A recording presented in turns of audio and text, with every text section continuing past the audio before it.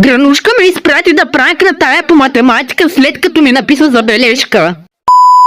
Обаче сега трябва да сме много тихи, за да не ни види дъртия ковчег, за това ще нахуя през джамовете. Абе хора, тая хептене изперкала. Има цяла стая за тероризиране. Вижте, даже от Гранушка взима примери. Ма тя верно ма зърна. Ана, откъде го удари то спринмът? Не трябваше ли да си с почупени крака вече на тая възраст? Има дъскалица. Няма дъскалица! Има дъскалица, много бърза при това, майко.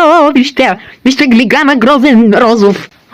Та е мала барабани, айде да посвирим. Алелелеле, да дойдоха любовта. Хубаво, айде по същество. Сега с какво да я пранкна? Еми чудесно, ще изкъртя телевизора от 90-те, за да не може да си гледа турските сапунки. Айде, казвай чао на Айше. Еми експлозията беше очаквана, както и да е. Сега да изчезнем преди тая да е видяла какво съм сътворил. A few moments later. Телевизията ми за знайлон! Аз не ползвам телевизия! Умри в пликче!